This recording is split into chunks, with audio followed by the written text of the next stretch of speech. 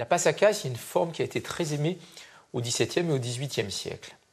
Ça consiste dans le fait de répéter inlassablement une basse, qu'on appelle un peu une basse obstinée, qui fait 4, 5, 8, 10 notes, et par-dessus, on fait entendre à chaque fois une nouvelle proposition. Ce sont un peu des variations sur une basse obstinée.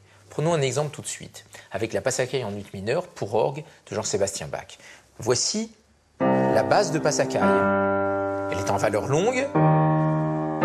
Là, je la joue à la main gauche du piano, mais à l'orgue, ça serait joué par les pieds, par le pédalier. Elle fait 15 notes. C'est une basse très longue pour une passacaille. Vous voyez, ce circuit de 15 notes, il va être répété inlassablement jusqu'à la fin du morceau. Mais déjà, la deuxième fois que c'est répété, il y a une variante, c'est la main droite.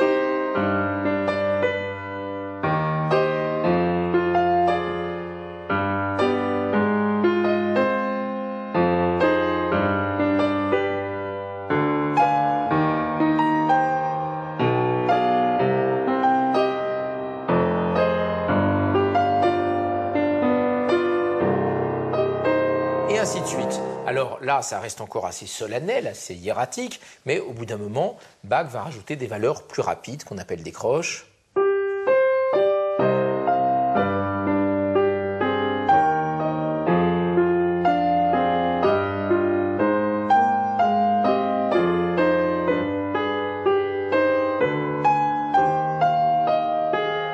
Etc.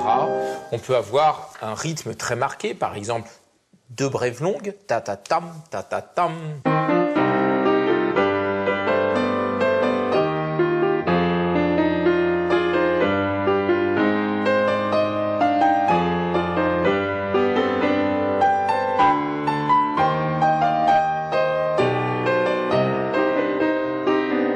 Etc. On peut avoir des doubles croches un petit peu plus fluides.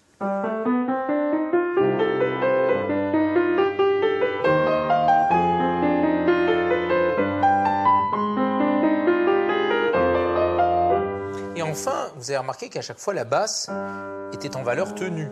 Or, on pourrait très bien avoir la basse non tenue, presque un peu piquée, comme ça.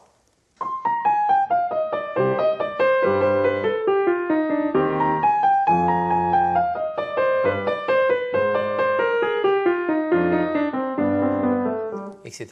Finalement, c'est une forme assez intéressante parce qu'elle nous présente à la fois du permanent et du différent. Ce qui est permanent, un peu comme chez l'individu, c'est la structure fondamentale, la base qui ne bouge jamais. Et en même temps, il se passe toujours de nouvelles choses. Et c'est cette combinaison entre les nouvelles choses qui arrivent en permanence et en même temps cette base immuable qui rend si intéressant cette forme.